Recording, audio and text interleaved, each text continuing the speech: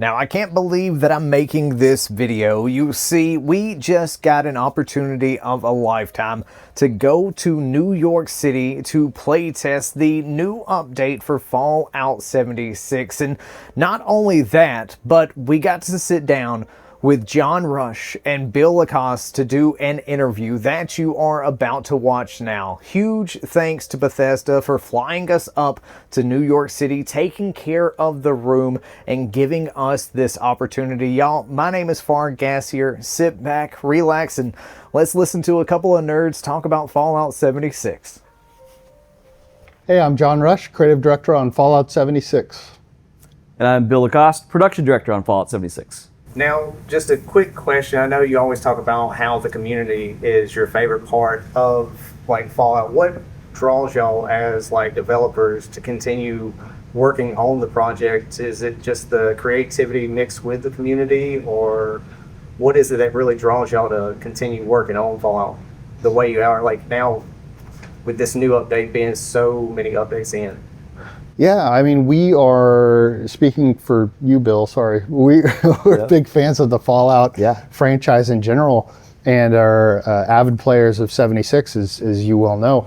We both love playing the game, so what drives us is to the privilege of being able to continue developing a game that we love so much that's part of our everyday life.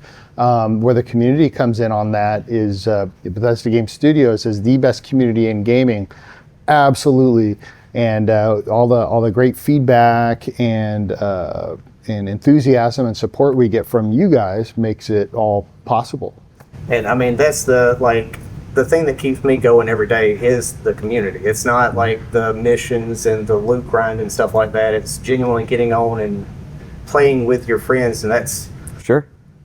It's the thing about it. John and I look at this as we're part of the community. Right. Like I said, we play at work because that's part of the development process, but we also play at home, and we have characters that we're invested in and are trying to go through raids and get 4 stars for ourselves, and scrap things to try to get recipes or mods, loose mods, 3 and 4 stars for our own characters. So see Captain Newt McCloud going in, constantly post up on Twitter, and I see the pop-ups on Steam for Bill and stuff. Yeah. So I just had a couple of questions just to go over, and first off, I had no idea that this was a thing. I in the preview, we kept it a secret. Yes. It's such a great secret because I walked in and saw the Deathclaw that had the fire, and I stood in my tracks because it was a eye-opening experience, and then getting the ghoul voiced and into the game, that I think this is going to be a great thing for the community. But now, as far as adding in the western region and going to Ohio, what was some of the design choices that you really wanted to stick with going to this location, and with the golf course that we were playing around in and taking some liberties, just kind of go into that, some design choices? Yeah, that's a great question. So I'm gonna bring it back a little further to what inspired just doing a new region in general, right? So what we saw with Skyline Valley was we saw an addition to the game that enabled us to tell the next chapter in our Appalachian story, right? If I think of these big updates as the next chapter in the story. And so Skyline Valley, we were able to extend the story of Appalachia down south into Skyline Valley, but those types of features as well give our players the chance to continue telling their own stories through the places they adventure with friends or the things they build in these new spaces. So what we've noticed from our updates that add to the map or expand the map is that our players react best to staying on our Appalachian map because they can influence it, right? Things are different. They're not always the same. So Skyline Valley was very successful in that regard. So after season 1 of the show wrapped up and we all saw where it ended, there's Kyle MacLachlan staring at New Vegas right by a Deathclaw skull. Plans for season 2 content immediately started. It was immediate. Now, we didn't know exactly when season 2 was going to come out, right? But we had an idea or a notion that we wanted to start planning out that content that does come out with season 2. So that is update 64 here. And so because of the success of Skyline Valley, we're like, okay, we're going to extend the map again. Where could we go? We could go to the east, then you start skirting with Capital Wasteland stuff, or we could go west, and nothing's really been done there, and that's Ohio, and that's kind of scary. So, we'll extend into Ohio. And hey, I've got a great idea. I love Fallout 3, New Vegas. I love where the show ended up. The way we'll draw commonality between this update and where the show is not geographically, right? Because we're in what used to be Ohio and they're in what used to be Nevada. Mm-hmm. Instead, what we'll do is we'll draw parallels tonally. And so 3 pillars I set out from the get-go with our developers was, okay, this is it. It's going to be desert, Deathclaws, and raiders. Apart from that, have fun. And so we came to the realization that, okay, this is a great setting for a feature that we had talked about for years, but never really had an opportunity to bring in, and that is bounty hunting. So this came about the new region came about really to support those elements. It's to support the extension of our Appalachian story. It's to support the tone and look and feel people are going to get from some of their favorite Fallout games as well as from the show. And it's to introduce this exciting new robust feature in bounty hunting and subsequently bring in Walton Goggins as the ghoul. Which, you can't go wrong with that. And speaking of the Capital Wasteland and anywhere being dangerous, look at the timeline of how early in 76 is set.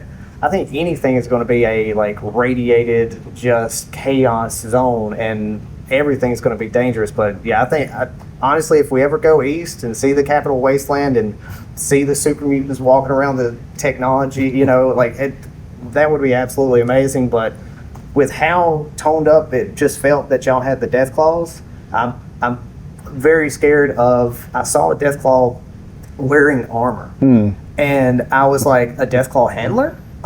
So it's definitely going to take some getting used to with this update, but I'm very excited that it kind of seems like it's great for new players having the new experience, but I think stuff like this is great for older players because everybody's completed raids. It's like you asked the question, who's completed a raid? Who's did the expeditions?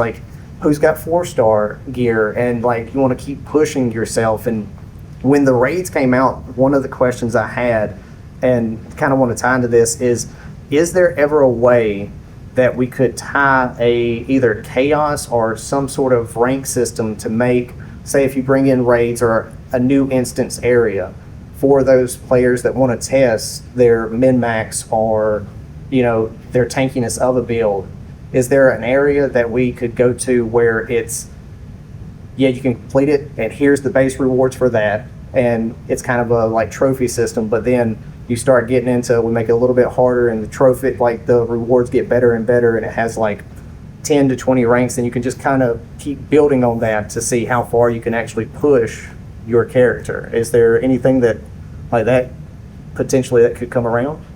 We've discussed that too. Similar, not exactly that. Right. We've discussed similar.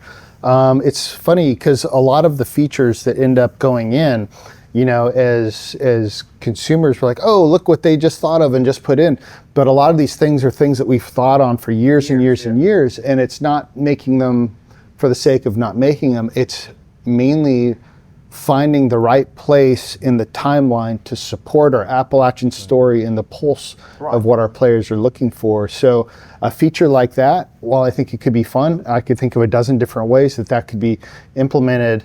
There are no concrete plans for a specific feature like that now. However, should the opportunity arise, I think that would be a lot of fun. I think so too, and that's the thing. It's so many people don't realize how long these are thought of, 3-4 years in advance, and y'all were talking about the ghoul stuff internally. Y'all were talking about for quite some time before the show came out, and it's long just time. Sure. It just comes out and it works out really well. Now, as far as for me, I'm a PC player, and I've seen a lot of improvements come for everyone because I had segmented health bars, just a thing that we put on, and now we have the segmented health bars for everyone. One thing I would love to see because players not saying maybe Nuke McCloud might do this, I don't know, but fat men at an event and there'd be 4 or 5 people and it gets really bright. Is there a way that we can make it to where we have a setting to turn down like the explosions in the game settings? That way it would make it a little bit easier if there are 4 or 5 explosive users at an event. Yeah, it's part of our accessibility round. So we've got speech to text and text to speech in the game now. I love that. And then we've also been focusing on some photosensitivity Yeah. elements as well. Unfortunately, in the cases of explosions, you can't just tune every individual weapon that may have an explosion. It's more of a technical underlying issue, but we're going to tackle that because just for the aspect of photosensitivity in general. Those are requirements that we need to hit, but also we want to make sure players are comfortable playing the game too, especially when there are large amounts of explosions and lights and reflections and things going off. Like we want to be sensitive to that as well. So yeah, And for the record, Nuke McCloud did go through a phase where that's exactly what he did. And it quickly proved to be very unpopular. So he stopped that. See, and that's my thing too, is I always like to tell people, play the game how, like, you bought the game, play the game how you want to. Yeah. It's just, I may have to look down at an event to make sure. Sure. And because it's not even me as a creator, it's just I have to, when I'm streaming, I just have to take that into account. But yeah, like, we want to be really sensitive to players, there too. But even for myself, so I play a feral ghoul. It's unarmed.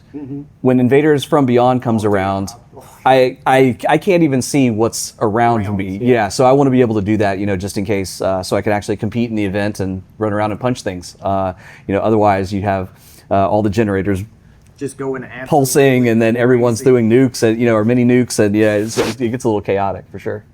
Now, in the event, you said today that there's new fish coming, snaxolotl, whether we have or not. I am a fan of eating axolotls. I know it's a thing. I got another one. But so my question is there any kind of the fish, because I know during the fishing AMA, y'all kind of hinted at what could potentially be coming, but I was wondering, is there any that you can kind of hint at as far as like themed maybe around, since this is coming, the embargo for this, around the October, December bit, is there potentially anything down the road for like a Christmas or a holiday themed type fish? Well, with Burning Springs, we do get new places to fish in the new region. We do get new fish. We get new local legend. At that time, we will have a new tasty axolotl. Okay. Or not tasty, depending, it could be snaxolotl or carolotl. Is that the December axolotl? Tasty? Huh? No, that's not officially. Oh, okay. That's in my head. Got it. Okay. Yeah. And for future fishing features, we would like to introduce fish seasonally, new fish seasonally, which I think is kind of fun. Without getting into specific things that we're going to add to fishing, I can say we're on the lookout for elements to add to fishing to make it more rewarding to continue doing even after you have completed all of the challenges and gotten the Mark IV rod and so on and so forth. So we are planning on expanding that feature in small directions here and there with each patch. Small directions, but ones that are very impactful to the experience overall. And I mean, look, as a dude from Georgia, I love to fish in real life, so I find fishing very relaxing and frustrating at the exact same time. But for me, like on trying to go to play on console, and it's the first thing I did on this like setup that we had in here, I instantly turned up the FOV.